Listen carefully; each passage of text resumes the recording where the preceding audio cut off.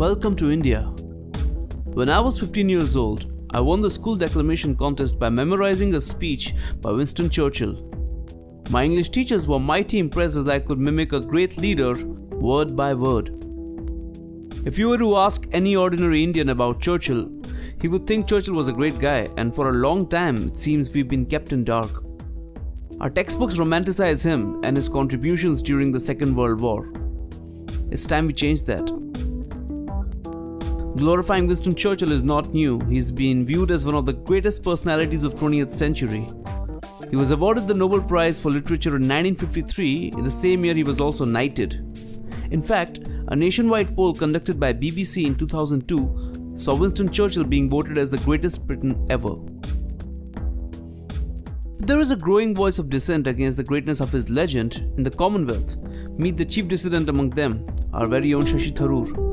Now, Tharoor has given voice to more than 1 billion people in his book, Inglorious Empire, What the British Did to India.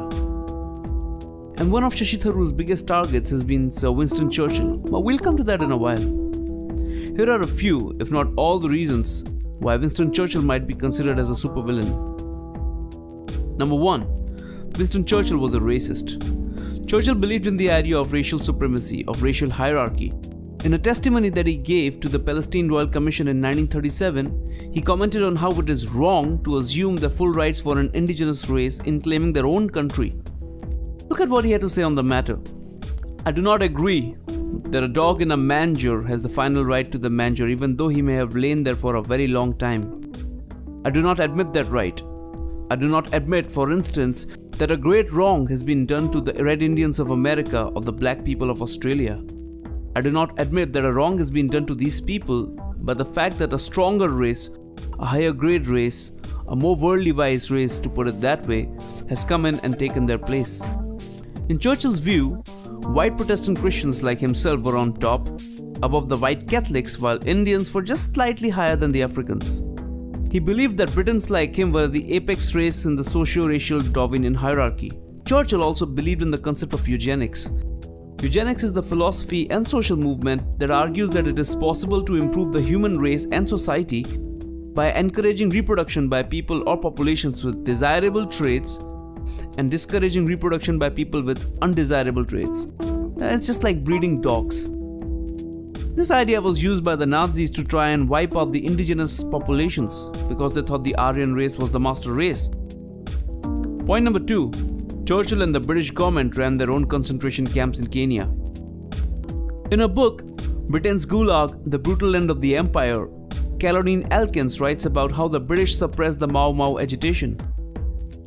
According to her research, there was a systematic torture, starvation, and even burning alive of the detainees in the Mau Mau detention camps of Kenya. Point number 3. Churchill is India's very own Hitler. Winston Churchill never really loved India or Indians. He did not think too much of people like us. He's famously reported to have called all of us a beastly people with a beastly religion.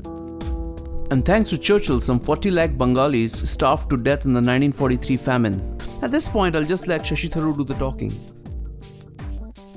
You've basically accused him in your book of complicity in a famine that killed 4 million Bengalis. Rightly so. 4.3. I mean, Churchill personally took the decisions that actually not only plunged Bengal into starvation, but had the British actually purchase grain that the Bengalis could barely afford to buy in order to ship it to Europe, not to aid the war effort as his defenders claim, but to boost the buffer stocks in the event of a future possible invasion of Greece and Yugoslavia.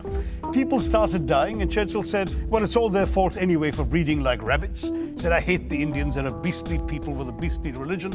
Australian ships were docking in Calcutta port and were ordered by Churchill and his odious paymaster General Lord Chauvel not to disembark their wheat, but to sail on to Europe, where their wheat might be used in some future reserve stock.